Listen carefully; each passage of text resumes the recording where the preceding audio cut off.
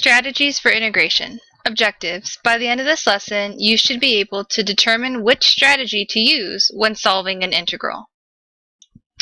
The general strategy for solving integrals is first, and in this order, decide if the integrand has a general antiderivative, which means you really have to be familiar forwards and backwards with your derivatives.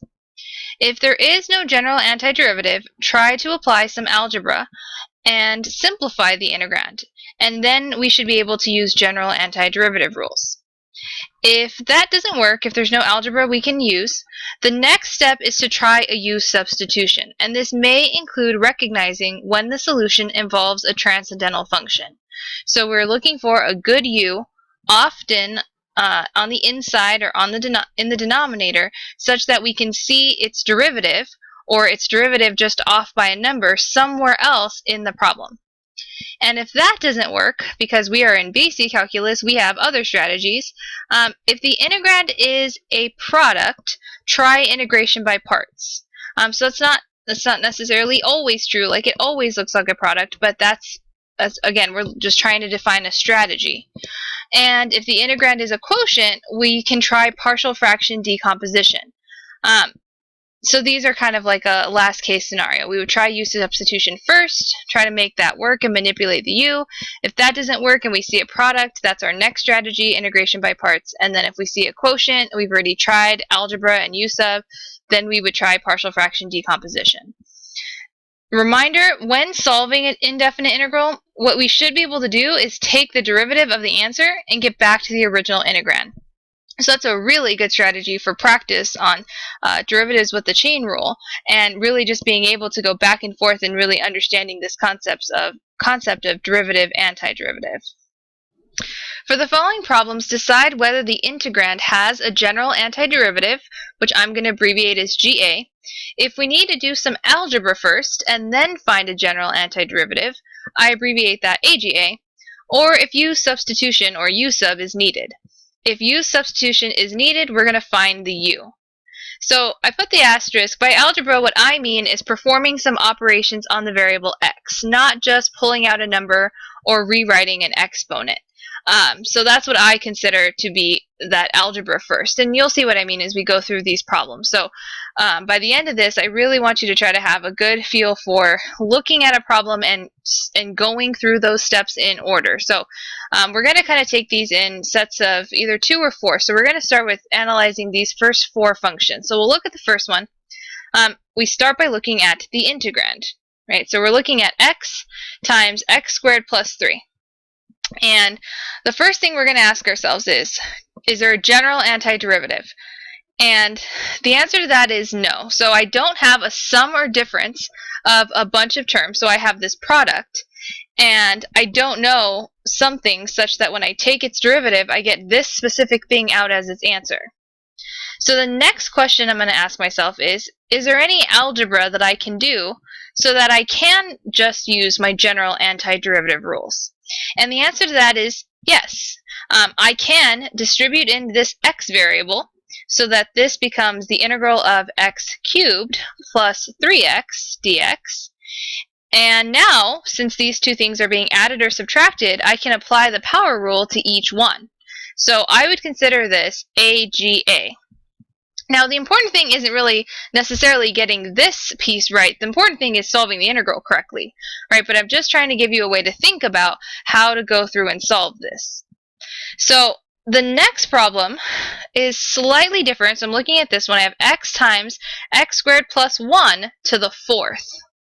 So again, always start with that process. Can you find a general antiderivative? Can you go straight from this to an answer? No.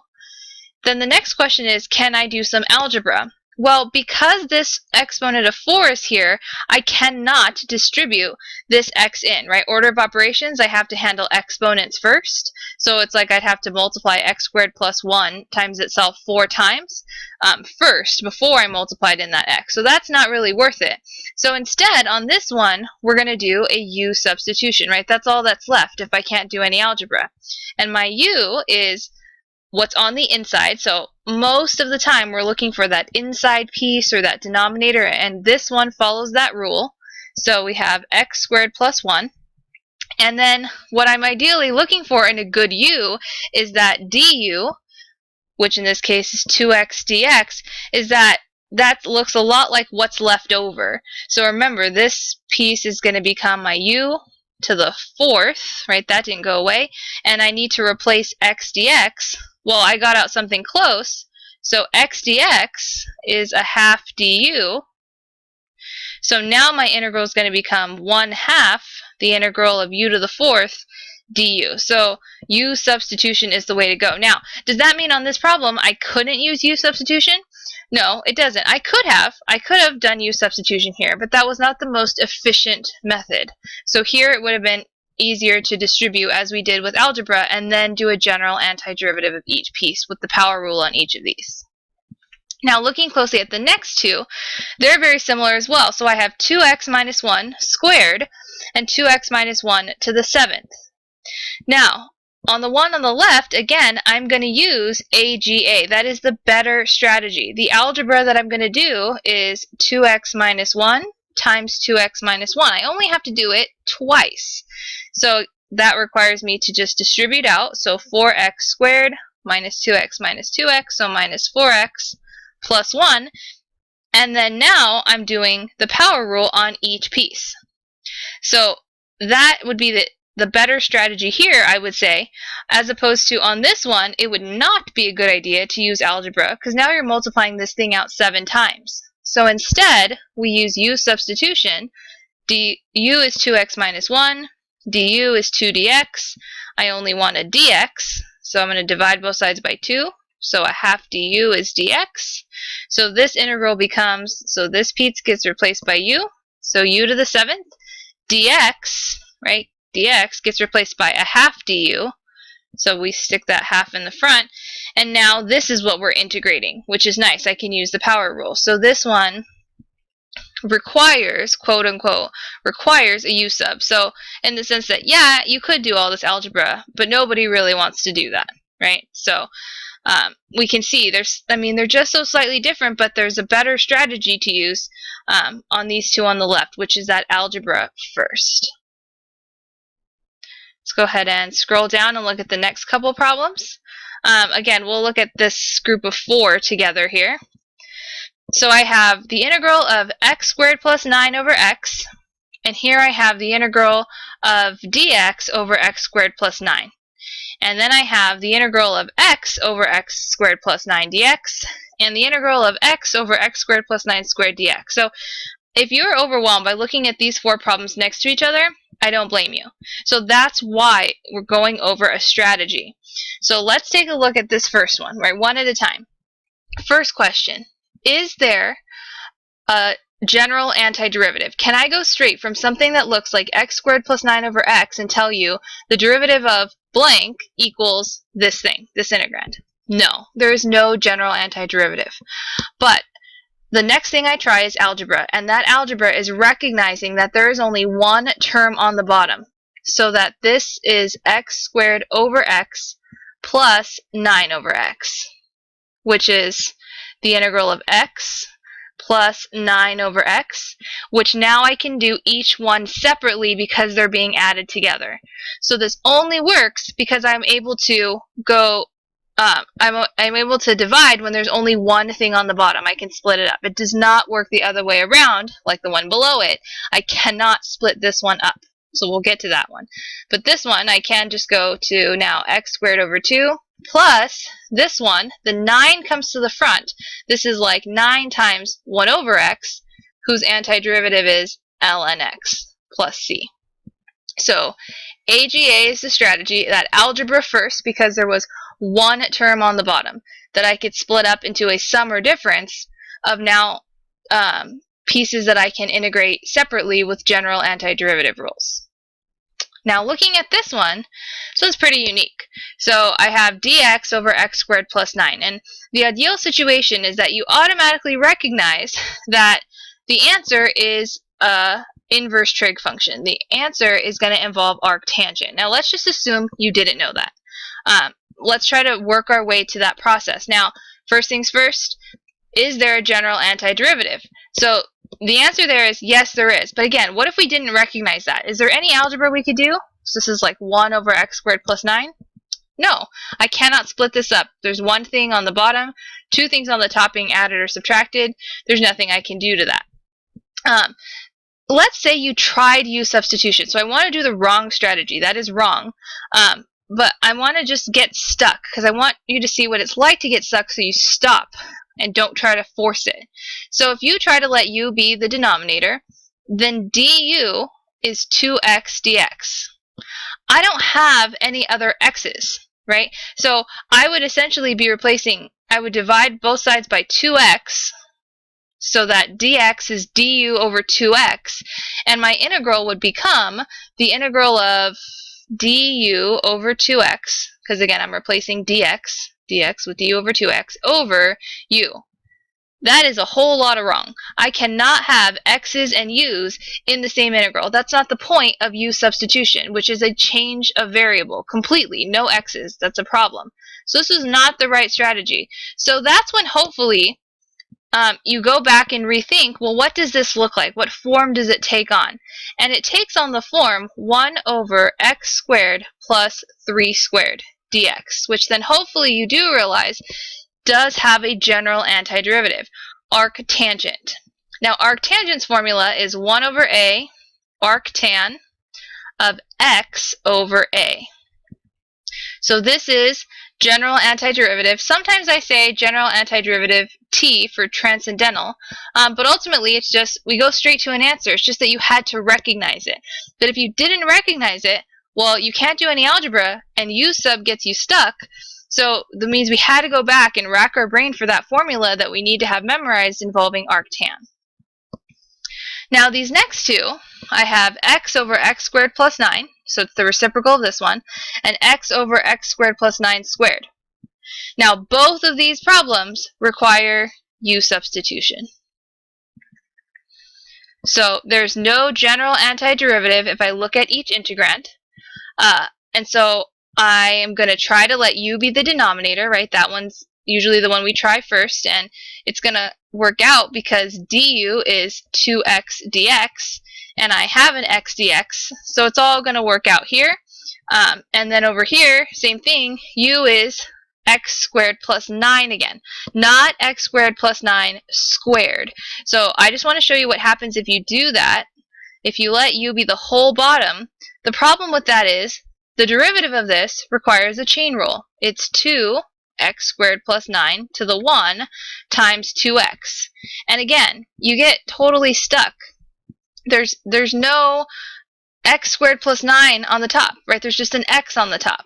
So that was the wrong strategy, right? Let's just erase all of that. So my u is just x squared plus 9. And then du, again, is 2x dx, and I have an x dx, so it's going to work out. So u is x squared plus 9 in both of these cases. Now, on this one, I'm going to end up with 1/2 the integral of 1 over, or du over u squared, which I just want to remind everybody is not 1/2 ln of u squared. Please, please don't do that. So it would need to be 1 over u. This one is going to turn into 1/2 the integral of du over just u. So this one is going to be natural log of u, and then plug the c back in. This one, what do we have to do? We have to rewrite it as u to the -2. So again, that's review, but I can't help it. I don't want to see that mistake. Alright, so now let's look at the next set of problems. And here we're looking at the integral of x e to the x squared plus 1. And on this one, we have cosine over e to the sine x. So both of them involve e. And the pattern that I want you to see is that, first of all, no general antiderivative. I have no idea what I could possibly do to take the derivative of and get this out as an answer automatically.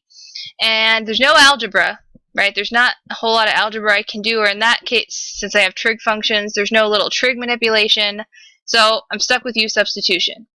And on both of these problems, u is going to be what's on the inside of the exponential function. So e to the x squared plus 1, x squared plus 1 is on the inside of e. So u is x squared plus 1. then du is 2x dx, and I have an x dx, so I get 1/2 du is x dx, so 1/2 e to the u is what I'm going to find the antiderivative of. Here, same thing. U is going to be what's on the inside of e to the x, so that is sine x. Now, sometimes people incorrectly choose the entire bottom, and that means that you don't really want to think about it. I mean, so it's often what's on the inside or what's on the bottom, but it's really what can you find as an inside or a bottom of some kind, such that when you take its derivative, or it may not even be on the inside or on the bottom, really, what function can you choose such that when you take its derivative, it's somewhere else in the problem? So du is cosine x dx, and I have a cosine x. Whoops, this is missing the differential. I have a cosine x dx. If you let u be e to the sine x, the whole bottom, then du is e to the sine x times cosine x. It's the chain rule. It's the original function, e to the f of x times f prime of x. And we don't have an extra e to the sine x. So this is wrong. Don't even write it down. It's totally the wrong thing to do. U is what's on the inside of the exponential function. And now this becomes 1 over e to the u du, which is not natural log of absolute value of e to the u. Just again, the millionth reminder that this is not it. We'd have to instead rewrite it as e to the negative u, which would be negative e to the negative u plus e, and so on. But it's not ln of e to the u. Alright, let's take a look at these next two problems. I have natural log x, quantity squared over x, and here I have sine inverse of x over the square root of 1 minus x squared. So I put these two problems sort of next to each other on purpose, and even in this group of 4 on purpose, because they all kind of break that rule. So that rule of, oh, it's always the inside, or it's always the whole denominator, like that's often true but not always. In this case, my u, because ln x is anywhere in the integrand, u is just ln x. And then du is 1 over x dx. So now that 1 over x dx is really in this problem if you think about writing this as 1 over x ln x quantity squared dx. Right? This is another way to write this because it's multiplicative. So this is like ln x squared over 1. And when you multiply fractions, right, I'm using this property, a over b times c over d is AC over BD. I just multiply fractions straight across, right? So that's the property that I'm using. I'm just going the backwards direction. Whoops. So now, hopefully I can see that substitution, 1 over x dx is du, and then ln x is u squared. So this becomes u squared du. And then I would just take the antiderivative.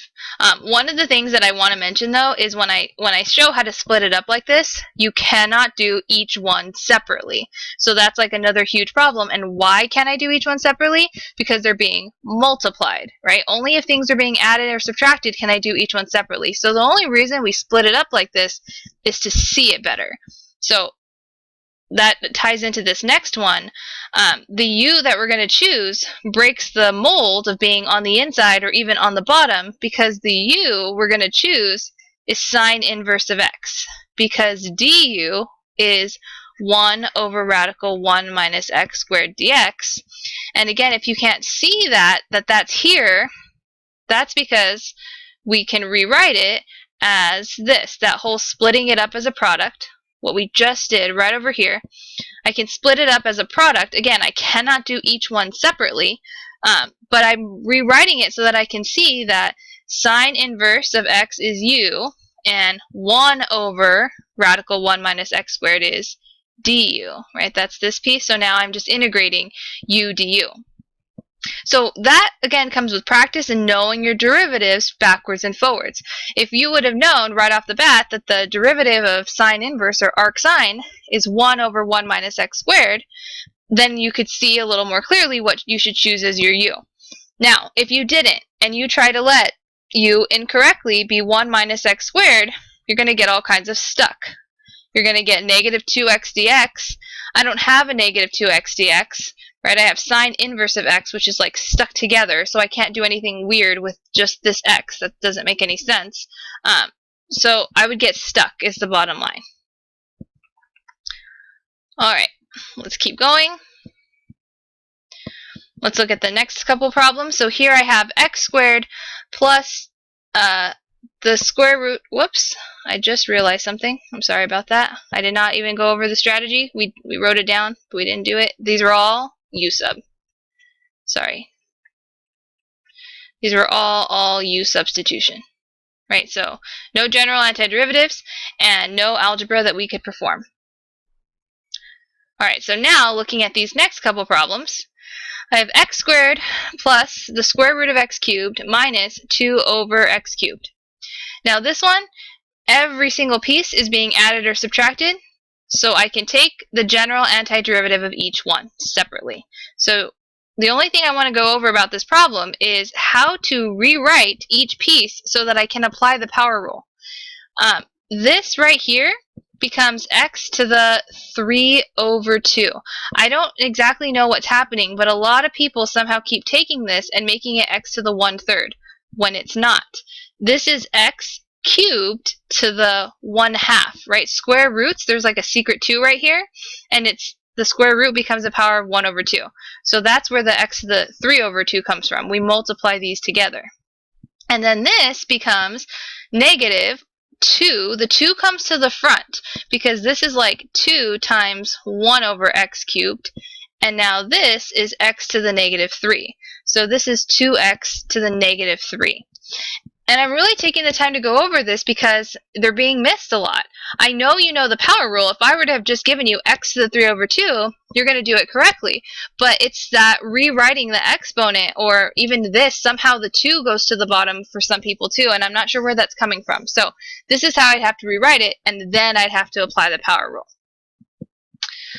Alright, looking at this next one, I have sine 2x plus cosine 2x dx. Now the key to this one is that they're being added together. So since they're being added together, I can do each one separately. And each one has a general antiderivative. So this is GA. So this has a formula, right? Because this is like sine of kx plus b. So this is 1 over 2 negative 1 over 2 cosine of 2x. And then this one is plus 1 over 2 sine 2x plus c. And that's it. I went straight to an answer, right? As long as I knew the formula for each one and realized I can do each one separately, that's it. It's a general antiderivative. But for whatever reason, I've had some people just get all kinds of lost and try to do u substitutions on this. And they try to say, okay, we'll let u be, sine 2x, and then du is 2 cosine 2x. That's not wrong. It's not wrong at all, dx. But then here's the big problem. They end up getting u plus du. This is not a thing that makes any sense.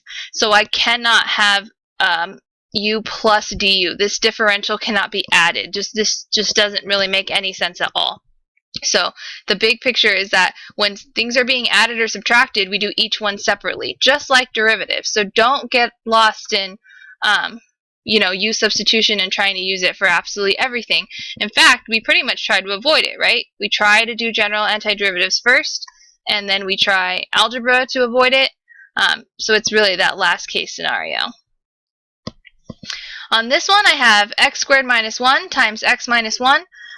Here, general antiderivative, no, because not everything is being added or subtracted. I have this product. But I can do some algebra first. So AGA, this is going to be x cubed if I distribute, minus x squared minus x plus 1. And now, since every term is being added or subtracted, I can take the antiderivative of each one separately. So that's going to be the strategy on this problem. Algebra first, right? No u substitution. I think people start to see insides and want to do u sub, but it's just a straight, distribute out, take the power rule of each one. The next one, I have the integral of tangent x dx. And on this one, a lot of people want to say secant squared x, in which case you'd be taking the derivative, right? The derivative of tan x is secant squared x. And what follows from that is that the integral of secant squared x is tangent x, but it does not mean that the integral of tangent x is secant squared x. So what we have to do is know a little bit of trig. So this is almost like a t in front of u substitution, because first I have to do some trig rewriting and know that this is sine x over cosine x. And now I have to use u substitution, where u is the bottom, cosine x, and then du is negative sine x dx. And it's all going to work out from here with my u sub. But in order to do that, I had to rewrite tan as sine over cosine. So this is just a side note. I mean, it's just a very common mistake on this type of problem, is that forward and backward understanding of derivatives and antiderivatives. And now let's go ahead and take a look at the last couple problems. Alright, we have the integral of 3x squared times cosine of x cubed. And then we have 3 cosine of 2 plus 3x dx. Alright, so this one, no general antiderivative. There's no algebra I can do. So I'm stuck with u substitution. And my u is going to be the inside of cosine, x cubed, and we know it's a good u because du is exactly what's left over outside of cosine. It's 3x squared dx. So 3x squared dx is du. And then we're going to replace x cubed with u. And I can't forget the cosine. A lot of people keep doing that, forgetting that trig function if you picked the inside. So cosine u du, now we integrate that and then plug u back in. So this one is u sub. Now this next one, 3 cosine of 2 plus 3x, can be solved with u substitution. I would not recommend it. I would say this is a general antiderivative. This is of the form cosine kx plus b, except we just have to do a little rewriting, right? Kx plus b. So the antiderivative is going to be 1/3 sine of kx plus b, but I can't forget this constant here, 3. So those actually cancel, and it's just sine of 3x plus 2 plus c. And we can go straight to an answer. Now, u substitution would have worked. U would have been 2 plus 3x, and then du is 3dx. So absolutely, it would have worked. But I really want you to try to identify when I can go straight to an answer, because it's a time saver. And you really have to be good with identifying the best strategy, best quote unquote, that moves you along quicker so that you have time for some of the more challenging questions. And now, the last two on here, we have the integral of cosecant x cotangent x dx, and then ever so slightly different, the integral of cosecant squared x cotangent x dx. Alright, so this one here, it's either you know it or you don't. It is a general antiderivative, because there is something that I know of that I can take the derivative of and get cosecant cotangent, or close to it. It's negative cosecant x plus c. The derivative of cosecant x is negative cosecant cotangent, so I'm going to have to throw in an extra minus to cancel out with that negative. So this is the answer. We can go straight to an answer. So it's a general antiderivative. And then this last one does not have a general antiderivative. There's no real algebra I can do here, so it's a u substitution. And the u that I would choose here is cotangent x, because the derivative, I should know the derivative is negative cosecant squared x dx. So that's close to what I have left over as long as I divide out the u. So now this would become negative the integral of u du. So it's a lot easier to solve by taking the antiderivative and then plugging cotangent back in, right? So it's going to be negative u squared over 2 plus c, and then plug in cotangent again.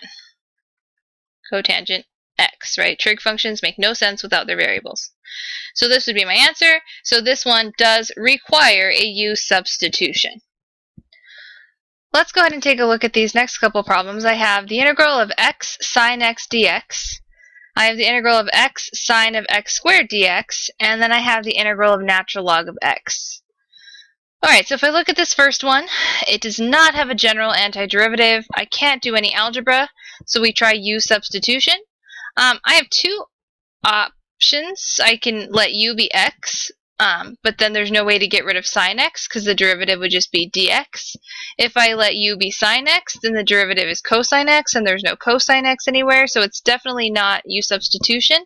So the next thing in my tool belt is integration by parts, especially since this is a product.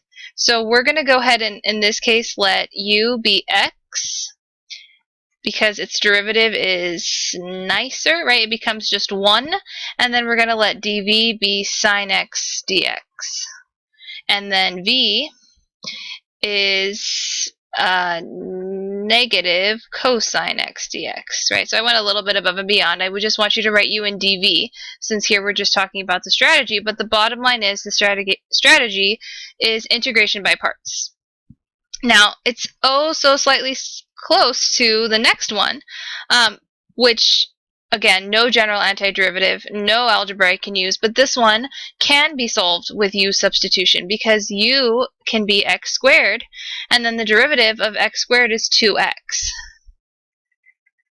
So I will be able to just divide by the 2 and get this to just be sine u with a 1/2 in front. So this is a u substitution, but they're so slightly similar, and we really just have to be able to think through that process.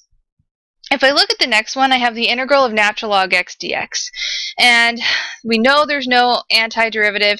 Some people want to just say the answer to this is 1 over x. You'd be taking the derivative, not the antiderivative. So no antiderivative, no algebra I can use. This is not a u substitution because my only option is to let u be ln x, of which du is 1 over x dx, and I don't have a 1 over x left over. So this is actually integration by parts as well. And the dv is kind of tricky. It's just dx, or 1 dx. So then v is just x. So the bottom line is the rule holds true. We always let u be ln x. The question is just, is u natural log x? And then it's just u substitution, or is u natural log x and we need to find a dv, and this is going to be integration by parts. But if ln x is anywhere in the integrand, the rule applies, let u be natural log x. So now let's take a look at the next couple. I'm going to go ahead and change colors because we're working on a different theme. Now we have these rational functions. So I have the integral of dx over 4x squared plus 1. So there's no general antiderivative. There's no algebra I can do. And if I tried u substitution, I would get stuck. So if I let, well, with u equal to 4x squared plus 1, I should be careful, because if I let u equal the whole bottom, then du is 8x, and I don't have any other x's anywhere. So that's not the right strategy. I am, however, going to need a u, because what I'd have to recognize is that this is dx over 2x quantity squared plus 1 squared.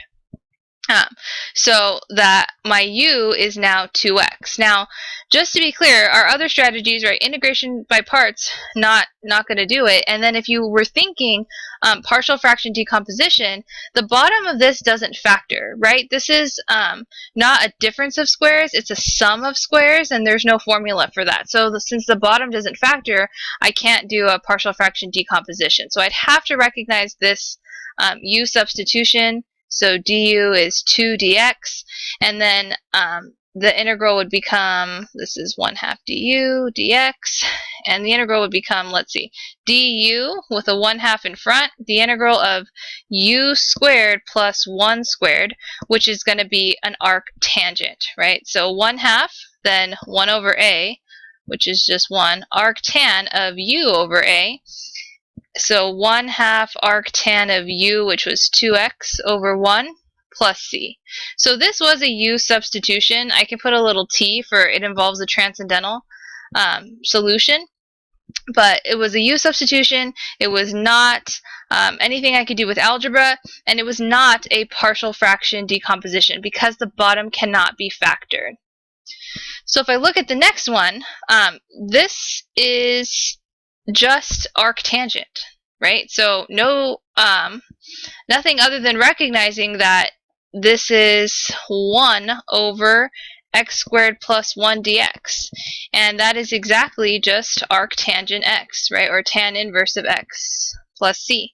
So this is a general antiderivative. Again, we can kind of put a t for it's going to end up being a transcendental function as my answer.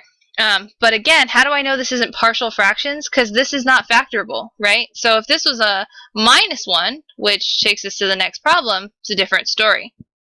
So here, since I have a rational function, no algebra I can do, no general antiderivative, u substitution gets me stuck again, right?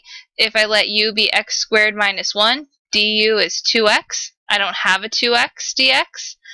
So I'd get stuck with extra x's. So that's not the right strategy. So basically it's the last case scenario, which is partial fractions, and the key to knowing that it's the right strategy is that the bottom factors to x minus 1, x plus 1. So we'd of course have to, find those values of a and b, and we're going to have natural logs in our answer, but this is a partial fraction decomposition problem. And then let's go ahead and take a look at the next two. We have rational functions, no general antiderivative. There's only one thing on the top here, so I can't split it up. That's not going to work. And let's see, will u substitution work? So we should still always go in order, right? So if I try u sub, u is x squared minus x minus 6. So du is 2x minus 1. And I have an x, right? I don't have a 2x minus 1. So that was not the right strategy. And because the bottom factors, I know to use partial fraction decomposition. So I tried all the other ways, right? So we still want to use that methodology of going in that order, but this factors, right, to x minus 3x plus 2. And we'd have to do our whole a and b situation solving, but the whole point of this is just to figure out the strategy. So since u sub didn't work, it is a rational function, we try partial fraction decomposition. And now this last one, I have x plus 1 over x squared plus 2x minus 3. No general antiderivative, not really any algebra I want to apply to make it any nicer, and u substitution would be my next option to try. So I get x squared plus 2x minus 3 is u, the bottom. Du is 2x plus 2. And I do have a modification of that left over. This is 2 times x plus 1 dx. So I can divide both sides by 2 or multiply by a half. And this is actually u sub, right? Du over u. So this is a u substitution. So a lot of people end up going straight to partial fractions when this was a lot quicker of a problem to do with u substitution. Now, would partial fractions have worked on this?